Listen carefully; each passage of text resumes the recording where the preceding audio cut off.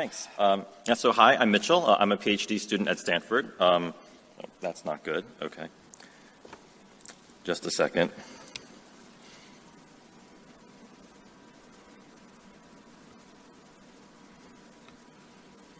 Okay, let's try that again.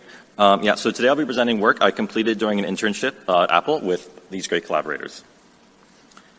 We began this project with an interest in understanding how smartphone usage patterns correlate with cognitive ability in older adults, because we know that cognitive ability typically declines over time, and we wanted to see if there may be a potential impact on iPhone usage patterns.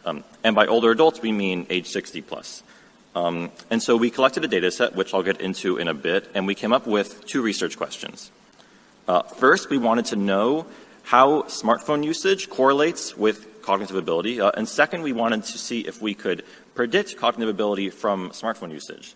And so after collecting our data set, we searched for existing work on how older adults use smartphones. Because if we want to know how smartphone usage varies within the population of participants we gathered data from, it would be helpful to first compare our data set to some external baselines. But what we quickly found is there aren't really any external baselines that report quantitative data of app usage patterns from older adults using iPhones.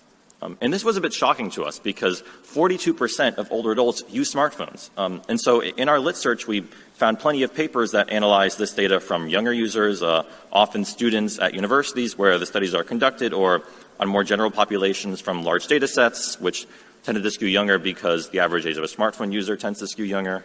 And specifically, we couldn't even find basic metrics like how frequently people use their phones, at what time of day, and which apps they care about. And we don't know how older adults' usage differs from that of younger users.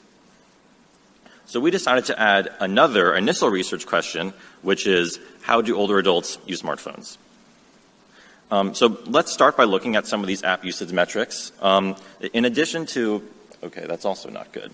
I was warned about this room by someone, and maybe they were right.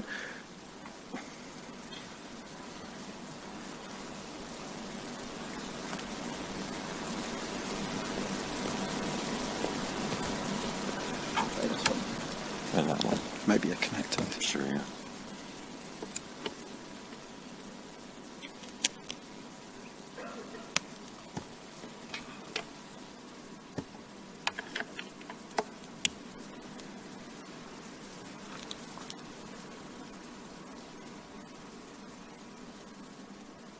Maybe there we go. Okay, thank you. Sorry again about that.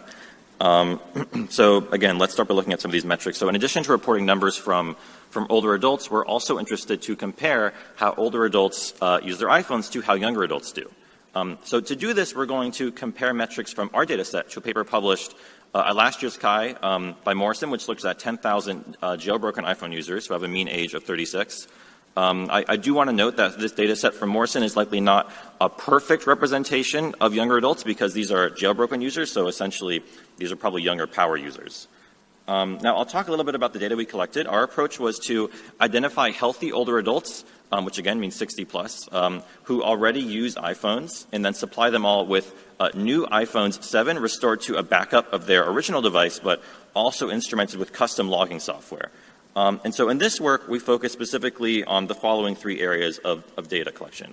We collected app launches, which include the name, the category of the app taken from the App Store, the time of the app, or the time the apps were open and closed. We looked at timestamps of when the phone is locked and unlocked, and we looked at the number of phone calls and messages sent and received by participants. So we then log participants' usage for 3 months and collect our data set. And to give a sense of exactly what we're dealing with here, let's talk about some numbers. We had 84 participants who ranged in age from 61 to 76 with a median age of 66. 69% were female. The reason for this is that it tends to be easier to find female participants for these medical and health-related studies. We observed participants for 3 months in mid-2018.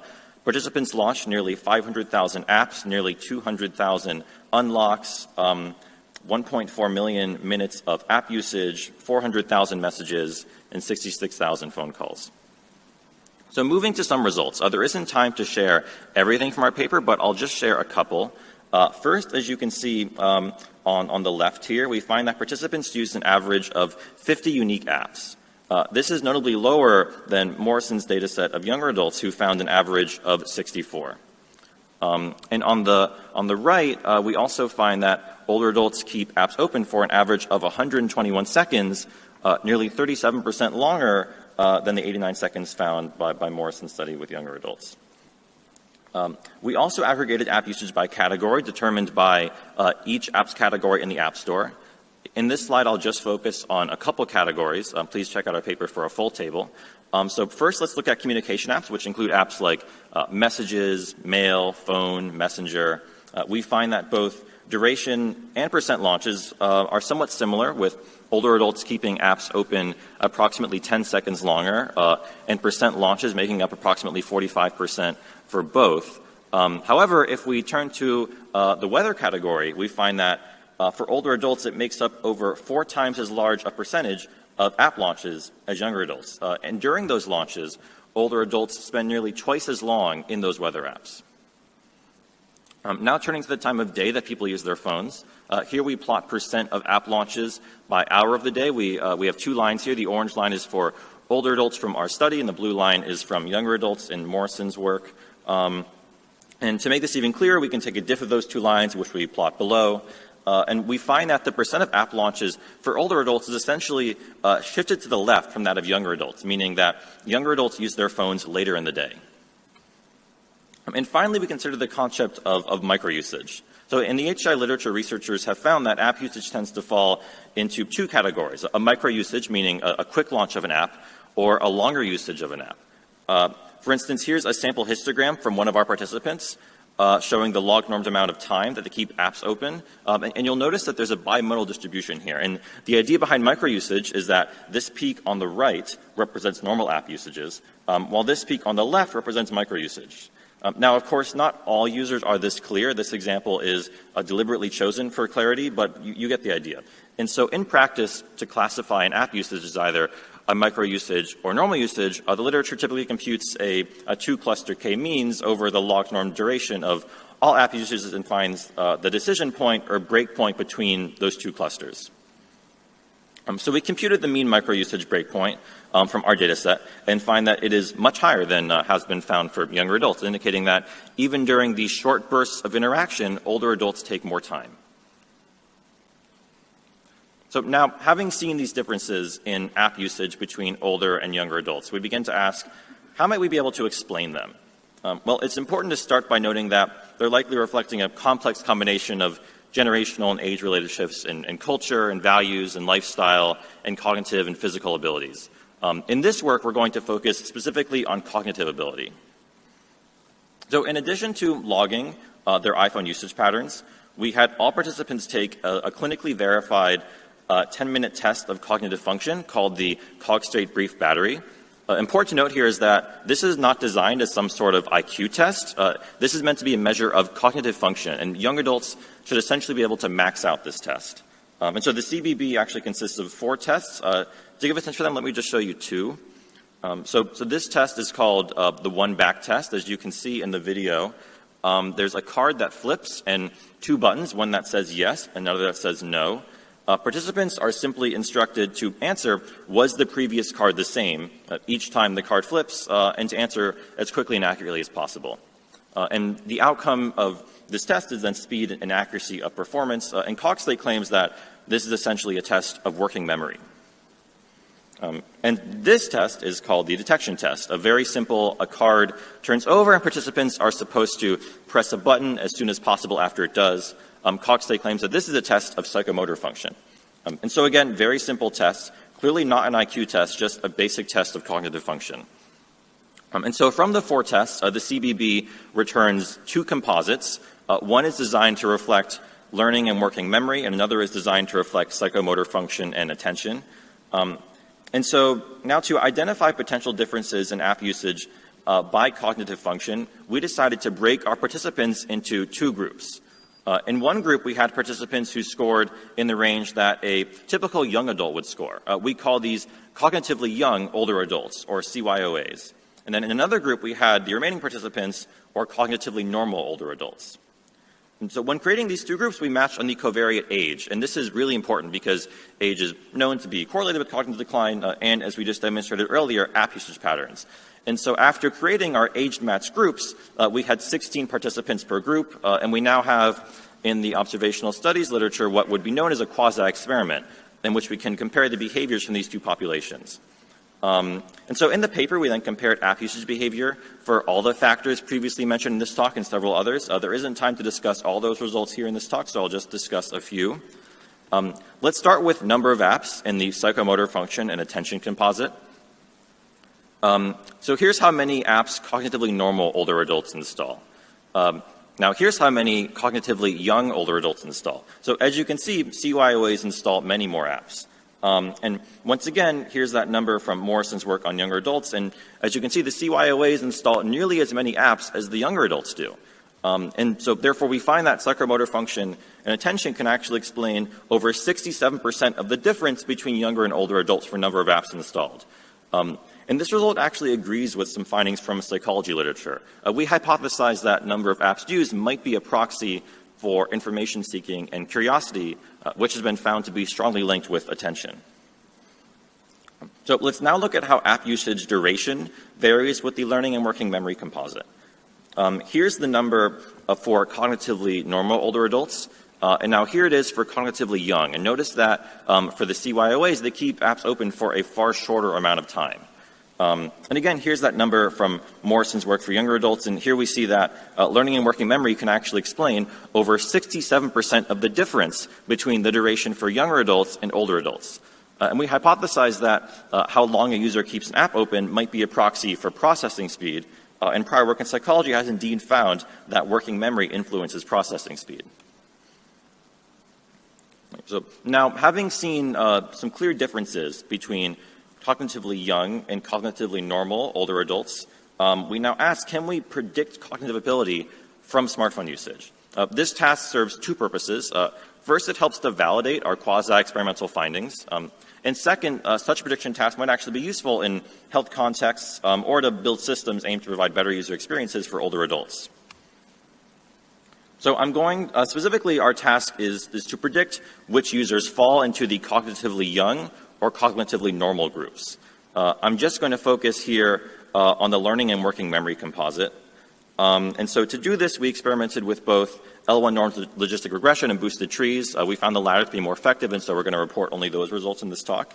And then given the small size of our data set, we estimated accuracy via leave-in out cross-validation. And then finally, to reduce the dimensionality of our data set, we selected to the top 10 features by analyzing the training set of each leave-in out iteration. And so here we display classification performance measured by ROCAUC for all feature sets individually as well as combined. We find an overall AUC of 83%, showing that with just this small data set and basic feature set, we can actually predict cognitive function relatively well. So there isn't time to dive into each of these individual predictors, but one thing I'll note is that using demographics, which include gender, employment status, education level, by itself was not a good predictor, indicating that the differences we see in app usage can't just be explained by demographic differences.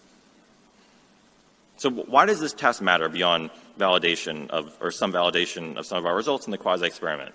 Well, one reason is that it's possible that smartphones might actually be able to serve as passive detection devices for older adults suffering from cognitive decline, which is a potential indicator of degenerative diseases. Another potential use for this prediction task is in improving user interfaces for older adults. Existing work has actually investigated methods to design interfaces that minimize cognitive load, and these methods have then gone on to be used to design smartphone interfaces intended specifically for older adults. But there's a cost to those interfaces. They typically come at the cost of efficiency or utility, and as our work suggests, they likely represent far too simplistic a view of how older adults actually use smartphones. And so there's also great work on dynamic user interfaces. Early work here was pioneered by Gatys and Weld, and Katharina Reinerke also has a great paper on automatic adaptation of user interfaces to cultural preferences. And our results suggest that smartphones and their apps might be able to build on this work and dynamically adjust their interfaces to better support the individual needs of individual cognitive needs of older adults by passively detecting cognitive decline. So that all seems very exciting, but I just want to pause for a second and say there's real temptation to look at results like this and say, we've solved the problem. It's tempting to say, this is great, let's go build some UIs. And so I want to note that like many machine learning or data science papers, our work shows that there might be some signal here, but this is really just a first step in the iteration process. Before anyone should go build anything, we still need to do a lot more work on modeling, on data collection, and on understanding our results. So thanks, that's all I've got time for today. There's a bunch of other results in the paper. I hope you'll go check it out if you're interested. Thanks.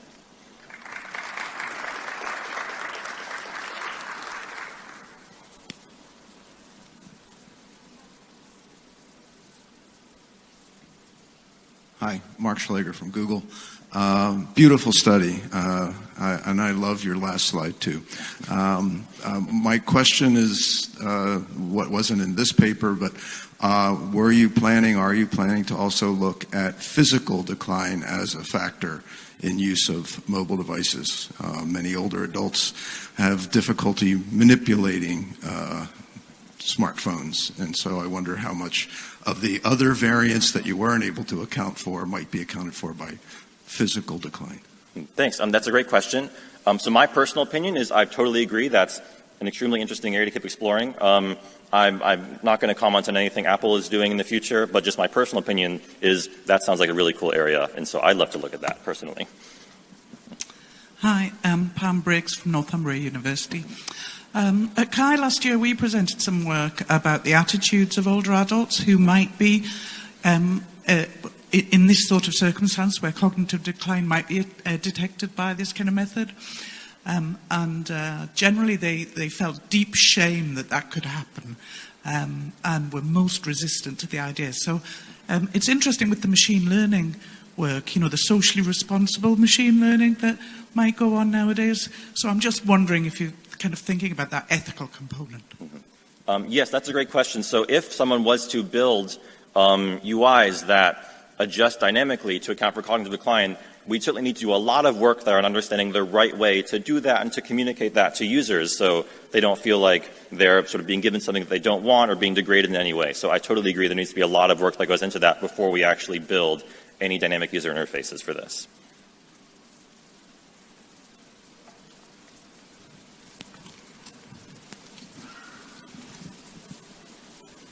Thank you. Thank you for an excellent talk. I'm Ben Morrison at Northumbria University. I just wondered if you had any information about the ages between your cognitively young group and your cognitively older group. Was there a kind of clear age difference there that kind of explains some of the effect that you found at all? A great question, and so thank you again for your work that we cited many times. So when we created those groups, we actually made sure to match on age. And this is a somewhat common technique you'll find in quasi-experimental observational studies, where when you create these groups, you match on certain covariates. And we chose to match on age to prevent that from happening, because if we did just automatically assign people to cognitively younger, cognitively normal groups, we probably would get a skewed age difference, and that would have some impact on our results. It would be a confounder. And so, yeah, we made sure to account for that when creating our quasi-experiment. We still have 2 minutes for one more question.